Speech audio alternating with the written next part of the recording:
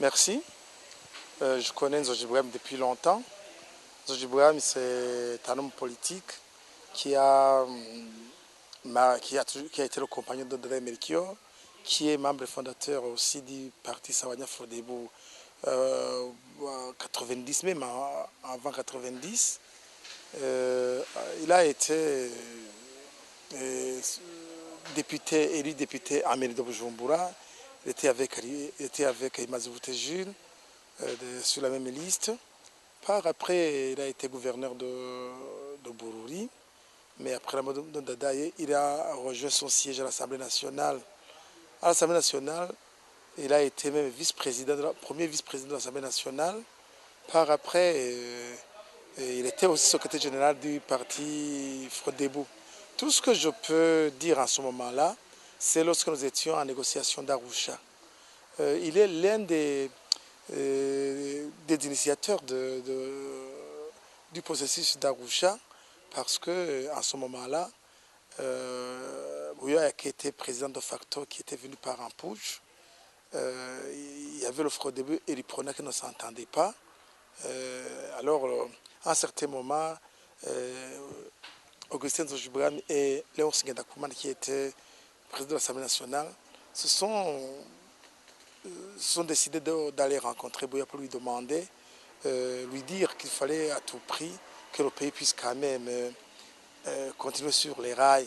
Parce qu'à ce moment-là, il y avait des tueries à gauche, à droite. On perdait des gens, que ce soit des côtés des militaires, de l'armée gouvernementale, que ce soit de la rébellion ou même de la population. Il fallait quand même arrêter cela. Alors c'est là où il est initiateur du processus d'Arusha et des négociations d'Arusha. Et par après, alors, Nzodji Bouham ne s'est pas entendu avec Minane, qui était président du parti Frodebo. Il était en exil. Alors c'est à ce moment là-bas où nous avons fondé le parti Sangwe Pader. La pomme de discorde n'était pas autre. C'était sur ce que vous avez entendu, le G7 et le G10, le G7 Tivutu, le G10 Tutsi. Selon le PADER, nous considérons que cette vision ethniciste de la politique burundaise est une maladie que nous avons qui nous a été inoculée à partir d'Arusha, parce que pour nous, le problème burundais, c'était un problème politique, même s'il y avait bien sûr des enracinements ethniques. Mais ce n'était pas cela qu'il fallait mettre en avant. Alors, à ce moment-là, nous avons fondé le parti Sangwe Pader pour dire non, non, non à cette ethnisation à outrance de la politique burundaise. Il était un homme épris de justice et de droits de l'homme. L'autre chose que je pourrais ajouter, c'est que même maintenant, avant sa mort, moi, il m'avait appelé, il était sur le chevet du lit d'hôpital, il m'a dit, voici le plan de sortie de crise, la crise actuelle. Qui se résume en quelques mots.